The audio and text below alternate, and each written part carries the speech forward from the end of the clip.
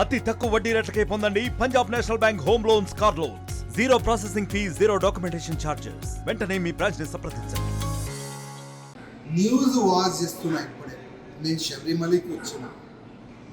Bharatiya Janata party కార్యాలయం పైన కాంగ్రెస్ గుండెలు అటాక్ చేసినారు అని న్యూస్లో వస్తుంది.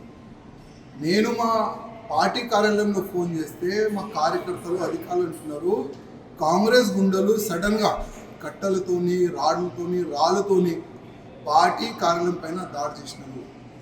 కొంతమంది ఏజెంట్, కొంతమందికి దెబ్బలు తగిలినాయి. ఆ విధంగా కూడా మాకు అప్డేట్ చేస్తున్నారు. నేను రేవంత్ రెడ్డికి అడుగుతున్నాను, అసలు ఎక్కడుంది మీ లా అండ్ ఆర్డర్? మీ దగ్గరనే కదా హోమ్ మినిస్ట్రీ మీ చైర్ కింద పెట్టుకున్నారు కదా. అసలు మెయింటైన్ అవుతుందా?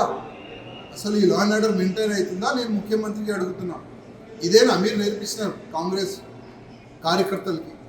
ఒక పార్టీ కార్యకర్తలు కొట్టాలి, ఒక పార్టీ కార్యాలయం పైన దాడి చేయాలి, నిరసన ప్రకటన చేయాలంటే దానికి ఒక పద్ధతి ఉంది కదా.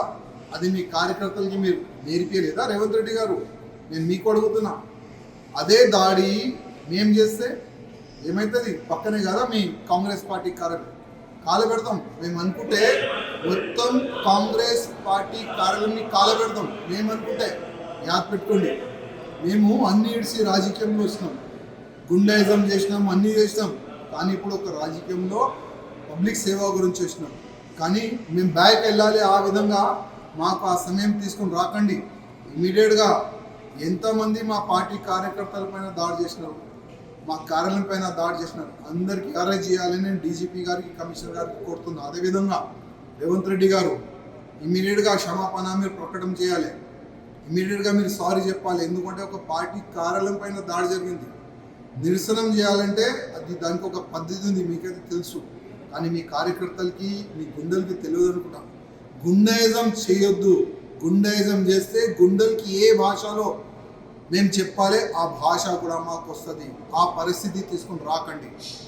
అర్థమైందా? యుద్ధం చేయాలంటే కూడా మేము రెడీ, రాజకీయం చేయాలంటే కూడా మేము రెడీ. రేవంత్ రెడ్డి గారు యాద పెట్టుకోండి, క్షమాపణ చెప్పాలి ఇమీడియట్గా. రేవంత్ రెడ్డి క్షమాపణ చెప్పాలి. మరిన్ని వీడియోస్ కోసం ఛానల్ ని సబ్స్క్రైబ్ చేయండి. లేటెస్ట్ అప్డేట్స్ కోసం వాట్సాప్ ఛానల్ ని ఫాలో అవ్వండి. ఆ లింక్ డిస్క్రిప్షన్ లో ఉంది.